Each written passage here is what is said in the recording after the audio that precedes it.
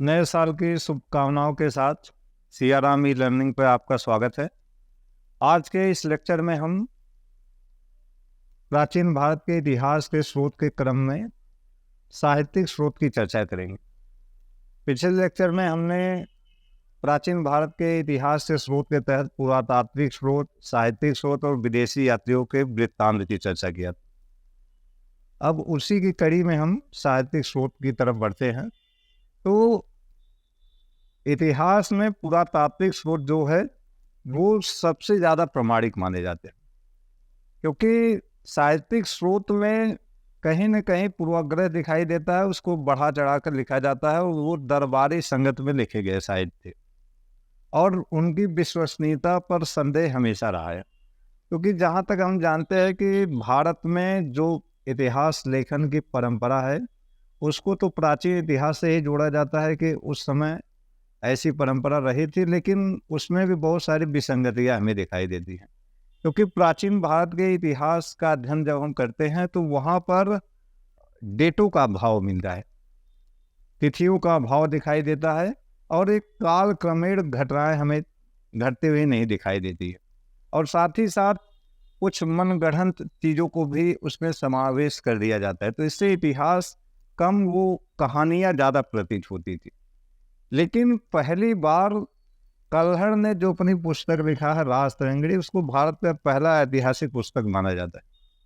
कश्मीर के इतिहास पर लिखी गई वो पुस्तक, जिसमें कश्मीर के प्राचीन राजवंश यानी कि कश्मीर की स्थापना कब हुई, कश्मीर पर मौर्य वंश का शासन कैसे स्थापित हुआ, श्रीनगर की स्थापना अशोक ने कब किया, वहाँ से लेकर कश्मीर में कारकोट वंश, उत्पल वंश और लोहार वंश के इतिहास का, यानी महाभारत काल से लेकर 1148 ईस्वी तक की घटनाओं का एकदम काल क्रमिक इतिहास हमें मिलता है, जो 8 अध्यायों में बांटा गया है।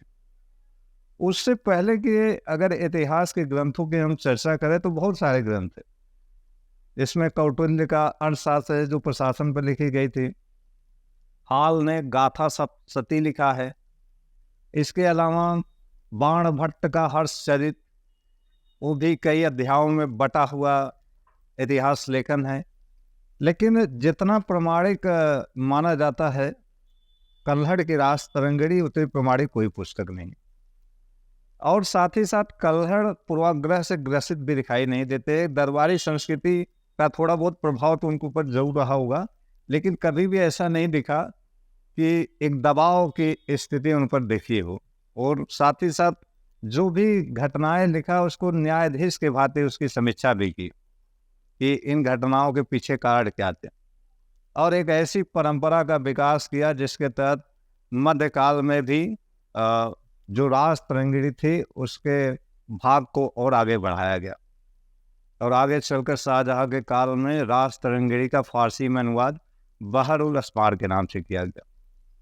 तो अब साहित्यिक स्रोतों की हम चर्चा करते हैं तो उसमें स्पष्ट होंगी कि साहित्यिक स्रोत के क्या क्या भाग थे। पिछले लेक्चर में हमने चर्चा किया भी था कि जो साहित्यिक स्रोत है वो धार्मिक साहित्य के तौर पर दो भागों में बटा हुआ है। एक ब्राह्मण साहित्य है जिसके तहत वेद, ब्राह्मण ग्रंथ, उपनिषद, वेदांत, वेदांग जो है, इसके बाद पुराण, स्मृतियाँ, सूत्र साहित्य, ये तमाम इसके भाग हैं। इसके बाद जो ब्राह्मणोत्तर साहित्य है उसमें जैन साहित्य और बौद्ध साहित्य आते हैं। इसके बाद साहित्यिक स्रोत में लौकिक साहित्य, मतलब जो उस समय प्रत्यक्ष रूप से दिखाई दे रहे थे, जिसके समकालीन जो दस्तावेज थे उस पर जो रचित सामग्रियां हैं उसमें हमें कौटिल्य के अर्थशास्त्र और तमाम ग्रंथ दिखाई देते हैं।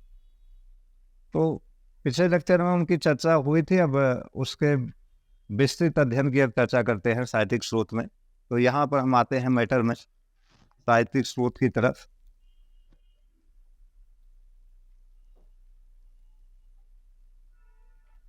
साहित्यिक स्रोत में यहाँ पर आपका खाका स्पष्ट हो गया है।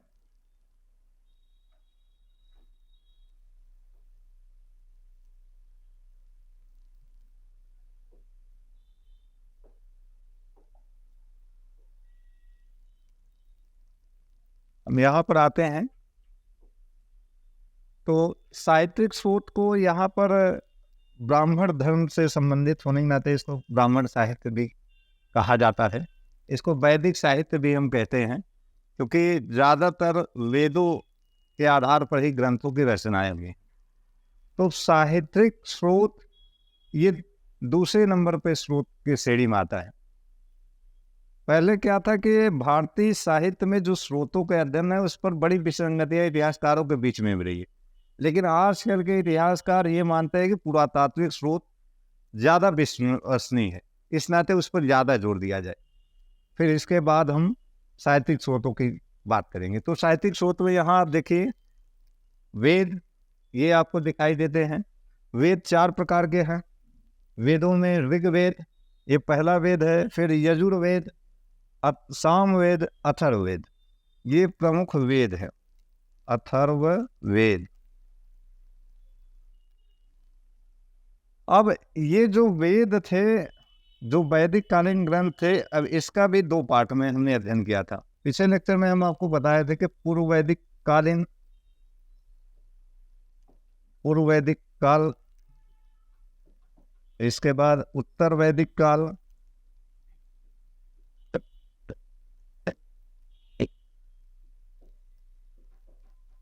ये पहले का जो फेज है ये आपका 1500 से लेकर 1000 BC यानी 1000 ईसा पूर्व के आसपास हमें ऋग्वेद की रचना हुई थी, 1500 से लेकर 1000 ईसा पूर्व।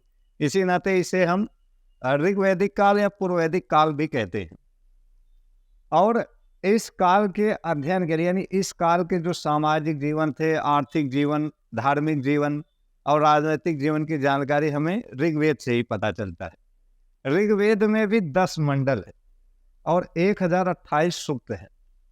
तो उन 10 मंडल का अध्ययन करने के बाद हमें स्पष्ट होता है कि उस समय की जो परिस्थितियां थी, उस समय का जो समाज था, उस समय महिलाओं की क्या दशा थी, उस समय शूद्रों की क्या दशा रही होगी, उस समय व्यापार और वाणिज्य कैसे होता था, कृषि का कितना विकास हुआ था, पशुपालन की क्या स्थिति थी। तो उसका अध्ययन हम ऋग्वैदिक कालीन पार्ट में करते हैं। उत्तर वैदिक काल, इसका जो टाइम पीरियड है वो 1000 से लेकर 600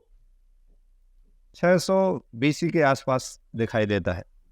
और इस पूरे कालखंड में हम देखते हैं कि यजुर्वेद की रचना हुई थी, सामवेद की रचना हुई थी और अथर्ववेद की। इन तीनों वेदों की रचना उत्तर वैदिक काल में हुई है। यजुर्वेद जो है वो जो यज्ञ कर्मकांड पर आधारित है। इसमें जो यज्ञ होते थे उसके नियम, कानून, विधान के बारे में इसकी जानकारी मिलती है। मतलब जो यज्ञ परंपरा थी जिसके तहत यज्ञ अनुष्ठान होते थे, इसकी जानकारी हमें यजुर्वेद से मिलता है। यजुर का अर्थ ही होता है यज्ञ होता है। सामवेद एक गायन से संबंधित है, ये गायन विद्या से इसका मतलब है। तो साम का अर्थ ये होता है गायन होता है। इसको यहीं से भारतीय संगीत की भी शुरुआत होती है, यानी संगीत का ये मूल स्रोत माना जाता है। इसके बाद अथर्ववेद है, ये सबसे अंतिम वेद माना जाता है। इसकी रचना अथर्वा ऋषि ने किया था, तो उन्हीं के नाम पर इसको हम अथर्ववेद के नाम से जानते हैं। अथर्ववेद में राजा परीक्षित के बारे में जानकारी मिलती है, राजा परीक्षित का उल्लेख मिलता है, और साथ ही साथ इतिहास शब्द का उल्लेख भी सबसे पहले हमें अथर्ववेद में मिलता है। साथ ही साथ जादू टोना, अंधविश्वास, भूत प्रेत, वशीकरण, ये सारे सभी चीजों की जानकारी हमें अथर्ववेद में मिलता है। तो वैदिक साहित्य के तहत हम ऋग्वेद, यजुर्वेद, सामवेद, अथर्ववेद का अध्ययन हमने कर लिया। अब इनके अध्ययन को सरल बनाने के लिए, इनके अध्ययन को बेहतर बनाने के लिए, इसके समझ को विकसित करने के लिए ब्राह्मण ग्रंथों की रचना हुई है। ये जो ब्राह्मण ग्रंथ है वेदों की सरल व्याख्या के लिए बनाए गए।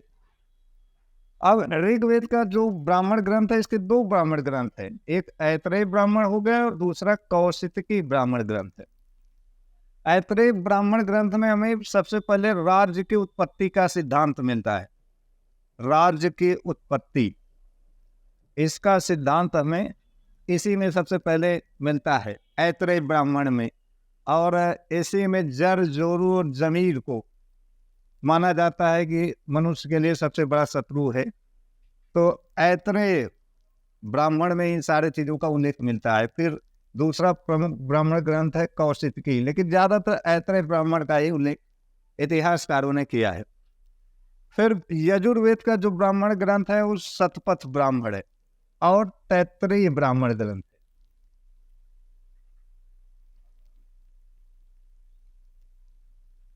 सामवेद का आप देखिए, यहाँ पंचविश ब्राह्मण ग्रंथ है। यहाँ पर आप ऐसे भी इसको समझ सकते हैं, ऐसे थोड़ा हम समझ लेते हैं, ऐसे ज़्यादा बेहतर रहेगा। ऋग्वेद का ऐतरेय ब्राह्मण ग्रंथ हो गए, कौशिकी हो गए, यजुर्वेद का शतपथ ब्राह्मण ग्रंथ, तैत्तरीय ब्राह्मण ग्रंथ। इसमें एक वाक्य मिलता है, अधिक अन्न उपजाओ। ये कई बार पूछा भी जा चुका है, अधिक अन्न उपजाओ।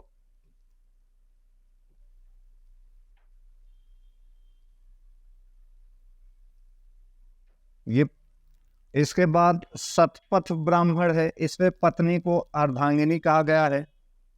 पत्नी को इसी में सबसे पहले अर्धांगिनी कहा गया है, अर्धांगिनी।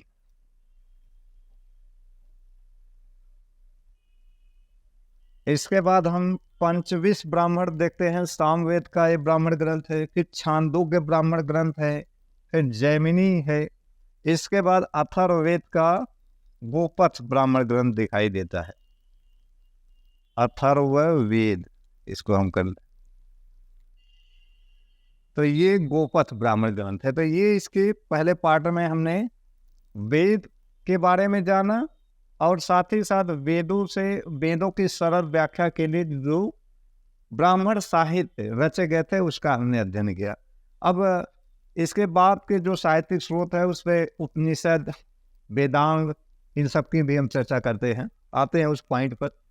यहाँ देख लीजिए थोड़ा सा, वेद है, वेद का अर्थ है ये विद धातु से मिलकर बना है। ये विद धातु से, इसका अर्थ ही होता है जानना, होता है जानना।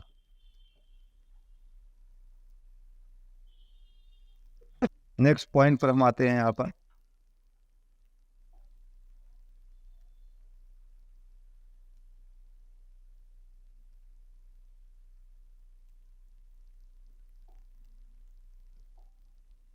आरण्यक की बात होगी दूसरे नंबर। अरण्य का मतलब क्या होता है? जंगल होता है।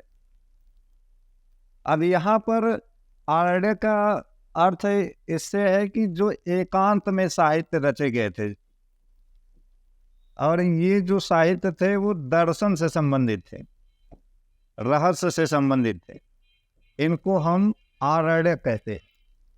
इसमें तैत्तरीय आरण्यक है, ऐतरेय है, सांख्यायन है, जैमिनी है और बृहदारण्यक है।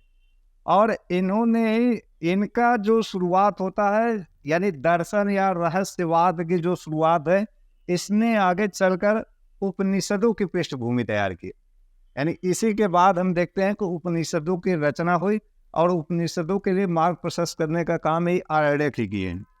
इसके बाद उपनिषद आता है। उपनिषद का मतलब होता है गुरु के समीप बैठकर जो शिक्षा ग्रहण किया जाते हैं उसको उपनिषद कहते हैं। कुल मिलाकर 108 उपनिषद है। ये इसकी जानकारी हमें मुक्ति को उपनिषद से मिलती है। 108 उपनिषद लिखे गए और उपनिषद भी दर्शन से संबंधित है। भारतीय दर्शन की शुरुआत सबसे पहले उपनिषदों से ही माना जाता है। भारतीय दर्शन, उपनिषद ही पहले ऐसे साहित्य थे जिन्होंने ब्राह्मणवादी व्यवस्था या कर्मकांड को चुनौती दिया और ये स्पष्ट किया कि कहीं न कहीं भारतीय समाज को गुमराह किया जा रहा है, भड़काया जा रहा है। क्योंकि जब हम उपनिषद का कालखंड पढ़ते हैं तो ये पूरा टाइम पीरियड उपनिषद का हम देखते हैं कि 600 BC के आसपास इसकी रचनाएं हो गई थी जो उपनिषद थे। और इसने जैन धर्म और बौद्ध धर्म के उत्थान में भूमिका निभाया था भाई। जैन धर्म और बौद्ध धर्म के उत्थान में इनकी बड़ी भूमिका थी। सबसे पहले कर्म कांडों का विरोध इन्होंने ही किया है। बौद्ध धर्म जैन धर्म ने तो बाद में किया, सबसे पहले इन्होंने इसको चैलेंज किया। जैसे यज्ञ को टूटी फूटी नाव की संज्ञा इन्होंने दिया। इन्होंने कहा कि यज्ञ कर्मकांड करने से, ये तमाम तरह के विधि विधान करने से मोक्ष की प्राप्ति नहीं होगी। मोक्ष की प्राप्ति हमारे अपने कर्मों से होगा। तो सबसे पहली बार इन्होंने उस व्यवस्था को चैलेंज किया था जिसे हम उपनिषद कहते हैं। और उपनिषदों के इनकी रचना भी मध्य गंगा घाटी में हुई थी भाई। मध्य गंगा घाटी में इनकी रचना हुई है।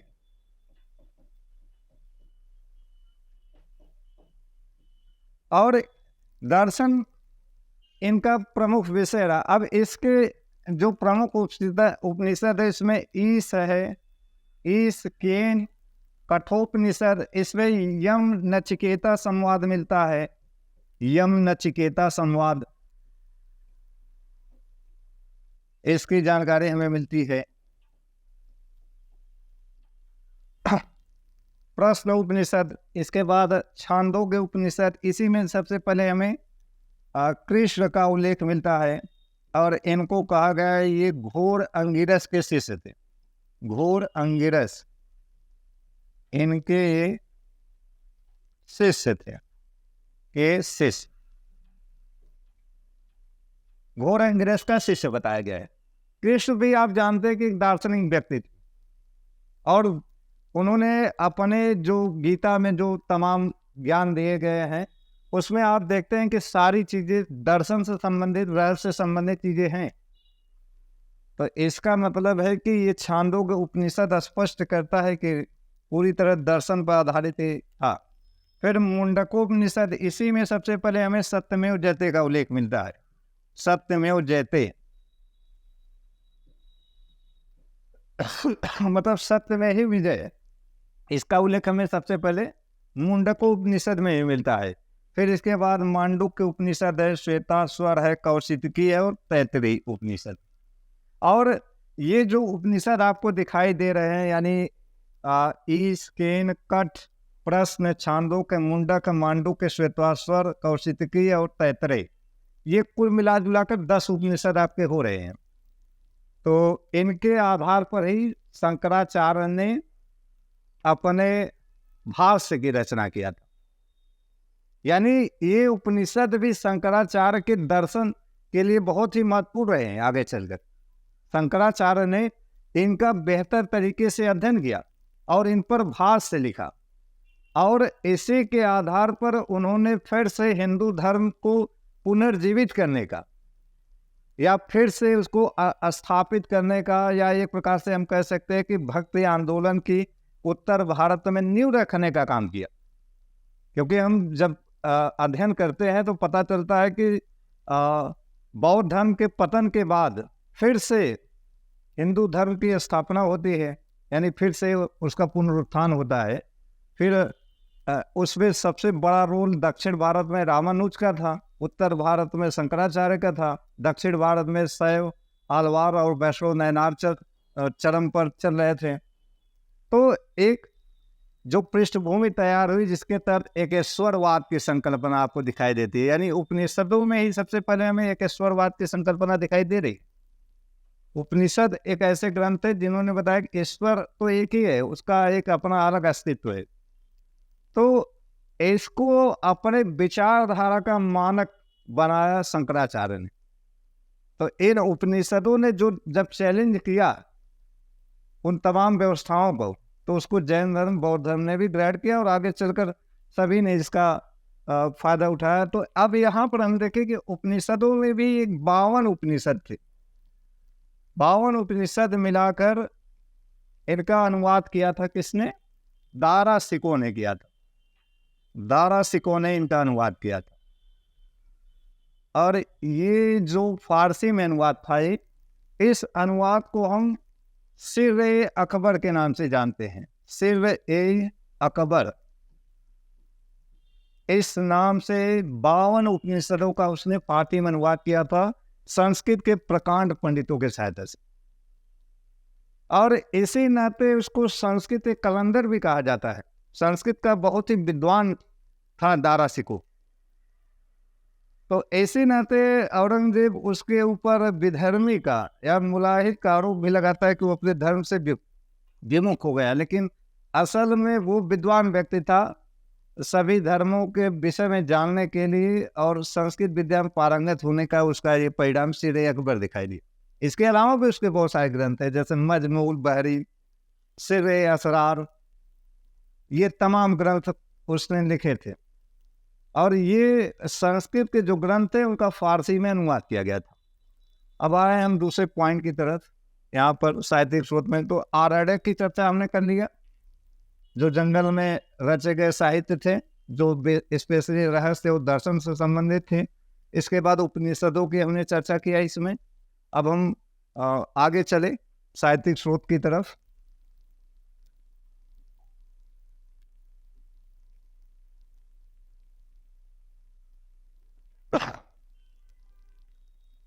तो साहित्यिक स्रोत में अब हम 5वें नंबर पर पहुंच गए हैं।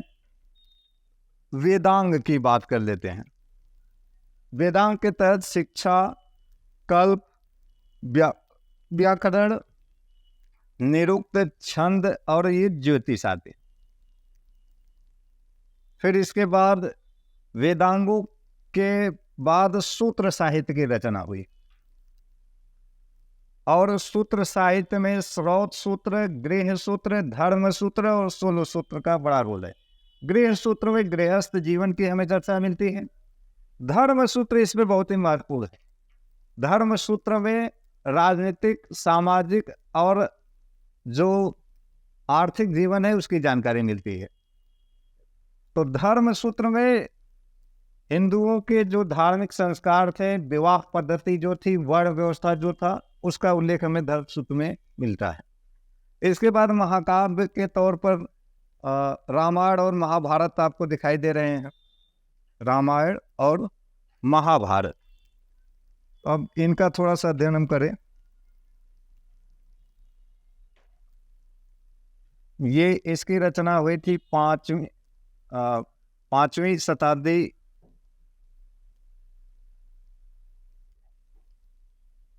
इसकी 5वीं शताब्दी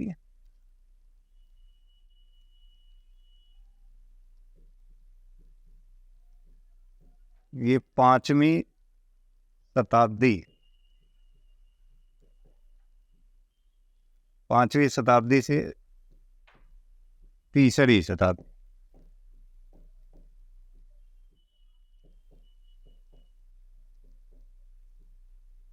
ठीक,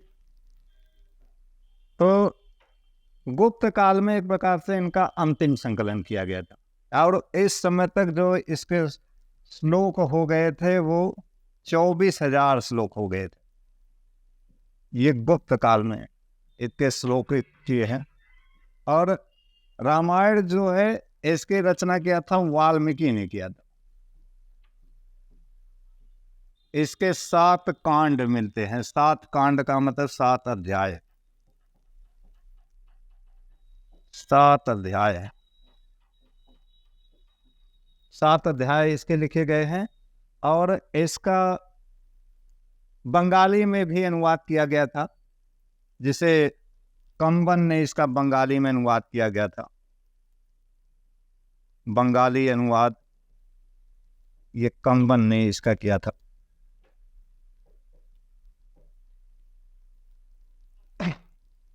इसके बाद जो प्रमुख ग्रंथ है वो महाभारत है।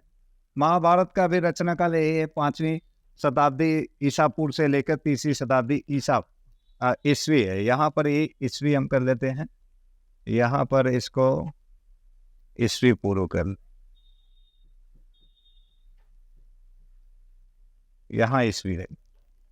तो 5वीं शताब्दी ईसापुर से लेकर 3री शताब्दी ईसापुर, मतलब गुप्त काल में इसका भी अंतिम संकलन किया गया था।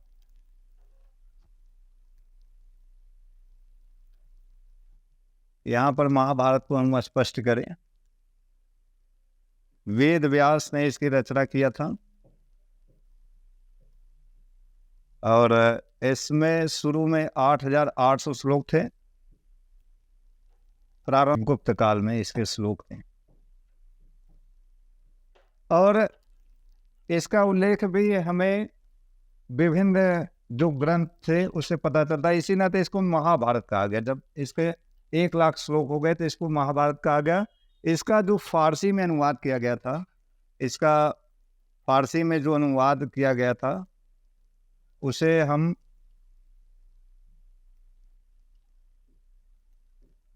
रज्मनामा के नाम से जानते। ये किया था बदायूनी ने, इसका अनुवाद किया था। तो ये भी एक प्रमुख ऐतिहासिक महाकाव्य माना जाता है जिसमें हमें शकों कुषाणों के बारे में भी जानकारी मिलती है। अब यहाँ पर हम आए दूसरे पॉइंट की तरफ।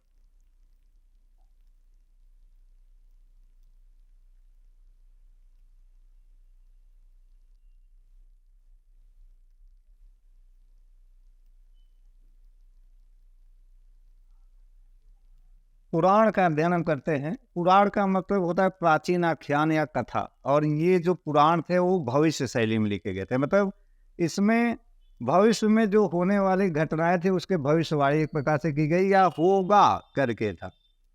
मतलब ये होगा, इस तरीके की चीजें हैं और ये भविष्य शैली में लिखे ही गए हैं। और इसकी रचना हम अगर बात करें तो इसके जो लेखक हैं वो लोमहर्ष और इनके पुत्र, इनका नाम है उग्रश्रवा। इन्होंने इसका लेखन किया था पुराणों का। और पुराणों की जो रचना हुई है वो गुप्त काल में हुई है। गुप्त काल में इनकी रचना की गई थी और ये भविष्य शैली में लिखे गए थे। इसी नाते कुछ इतिहासकार इस पर बहुत संदेह करते हैं। उनका कहना है कि पुराणों की घटनाओं को सच्ची इस नाते नहीं माना जा सकता है कि बहुत सारी घटनाएं तो हुई है बाद में और उस पर एक अनुमान के आधार पर भविष्यवाणियां की गई है। लेकिन रोमिला थापर जैसे आज के दौर के बड़े इतिहासकार ये कहते हैं कि पुराणों में कहीं न कहीं ऐतिहासिक तथ्य छुपा हुआ है, तो उसका अध्ययन करना हमें आवश्यक है। सारी चीजें गड़बड़ हो नहीं सकती है, कुछ तो उसमें बेहतर है।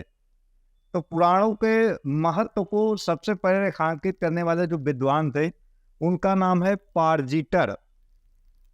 पारजिटर पहले ऐसे विद्वान है जिन्होंने पुराणों के महत्व को समझा था। पारजिटर नाम है इनका।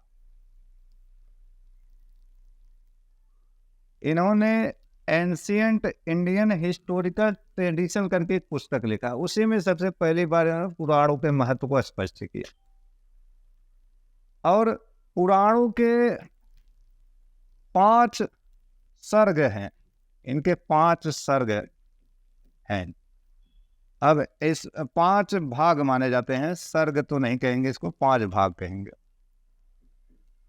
अब इसमें सर्ग हो गया, प्रतिसर्ग,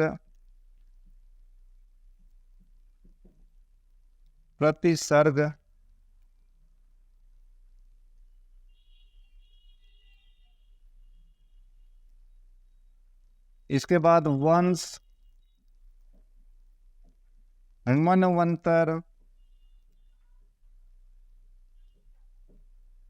और लास्ट भाग इसका वंशानुचरित कहलाता है। वंशानुचरित, इसके लास्ट भाग को हम वंशानुचरित कहते हैं। मतलब सर्ग, प्रतिसर्ग, वंश, मनवंतर, वंशानुचरित, ये इन 5 भागों की जानकारी भी हमें अमरकोश में मिलती है, जो गुप्त काल में लिखी गई रचना है। अमरकोश ये अमर सिंह ने पुस्तक लिखा था, इसी से हमें जानकारी मिलती है इसकी। तो पुराणों में 18 प्रमुख पुराण है, जिसमें मत्स्य पुराण, विष्णु पुराण, ब्रह्मांड पुराण, वायु पुराण, भागवत पुराण, गरुड़ पुराण, अग्नि पुराण, स्कंद पुराण, पद्म पुराण, नारदी पुराण, वामन पुराण, वाराह, भविष्य पुराण, कूर्म शिव, लिंग, ब्रह्म वैवर्त, ब्रह्म, ये 18 प्रमुख पुराण हैं। अब यहाँ पर हमें स्पष्ट करना है कि पुराणों में कहाँ से कहाँ तक की इतिहास की जानकारियां मिलती। तो मौर्योत्तर काल से लेकर गुप्त काल तक के साहित्यिक स्रोतों का ये जीवन दस्तावेज है। मतलब मौर्योत्तर काल से गुप्त काल तक के इतिहास की जानकारी हमें पुराणों से मिलती है। यानी यहाँ पर हम मौर्योत्तर काल से लेकर यहाँ से गुप्त काल तक की जानकारी मिलती है। इसके बहुत ही बेहतर दस्तावेज मत्स्य पुराण में हम देखते हैं कि सातवाहन काल की जानकारी हमें मिल जाती है। तो पुराणों का अध्ययन करने के बाद अब हम यहाँ पर स्मृतियों की बात करते हैं। स्मृतियों का मतलब ही होता है कि याद के आधार पर, यानी सोच के जो याद है उसके आधार पर जो लिखे गए ग्रंथ है, स्मृति के आधार पर जो लिखे गए ग्रंथ है उसको स्मृतियाँ कहते हैं। और स्मृतियों की रचना की अगर हम बात करें तो मौर्योत्तर काल में इसकी रचना शुरू हो जाती है। मौर्योत्तर काल से लेकर मौर्योत्तर काल, यहाँ से लेकर गुप्त ये मध्यकाल तक, मौर्योत्तर काल से लेकर मध्यकाल तक के इतिहास की जानकारी हमें स्मृतियों से ही मिलती है। अब थोड़ी सी चर्चा हम यहाँ स्मृतियों की भी कर ले। यहाँ जो आपको मैटर है वो तो पीपीटी फॉर्मेट में भी मिल जाएगा। इसको आप देखना चाहते हैं तो स्क्रीनशॉट भी ले सकते हैं इसको। तो आए हम यहाँ पर स्मृति ग्रंथ की बात कर ले थोड़ा सा।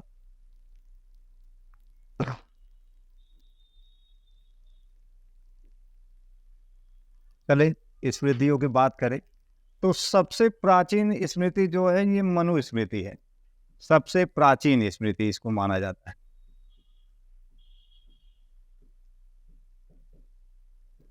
और हिंदू कानून पर लिखी पहली पुस्तक मानी भी जाती है।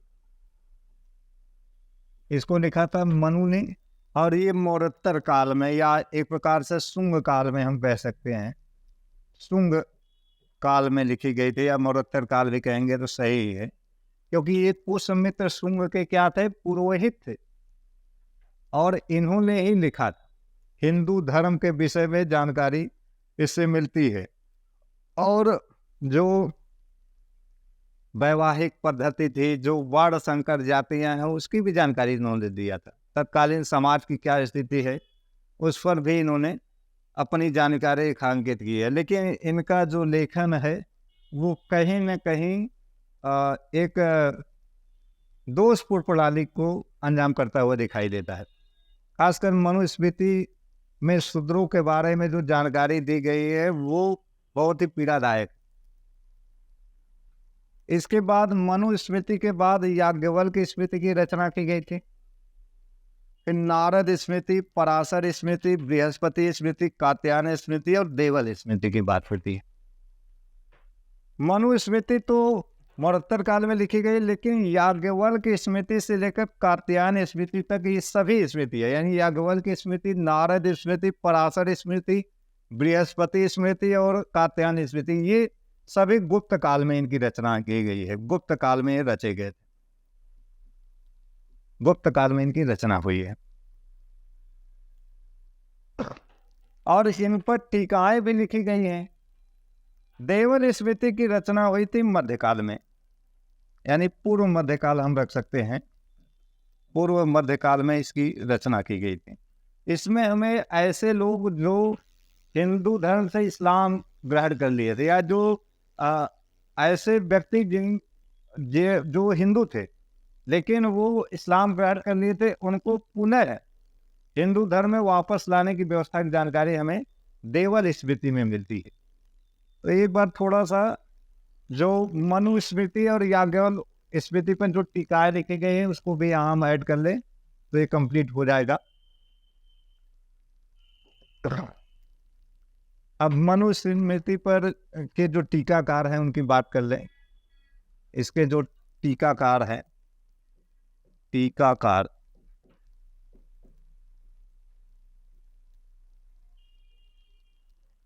मेघातिथि कुल्लुक भट्ट,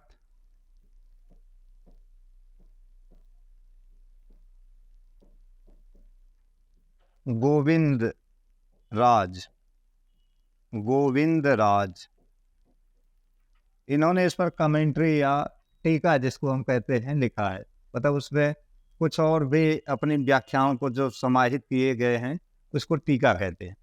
मनुस्मृति पर इन्होंने टीका लिखा है। मेघातिथि, कुल्लुक भट्ट, गोविंद राज, ये इन्होंने टीका लिखा है।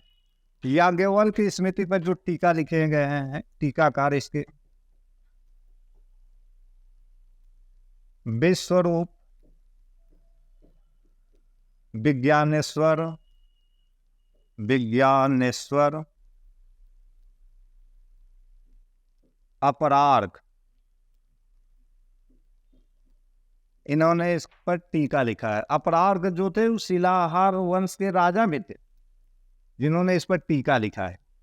तो मौर्योत्तर काल से लेकर पूर्व मध्यकाल के इतिहास के बारे में जानकारी के लिए मतलब स्मृतियों की रचना की गई थी। उसमें भी मनुस्मृति सबसे प्राचीन और बहुत ही हिंदू कानून के विषय पर लिखी गई पहली पुस्तकें मानी जाती है।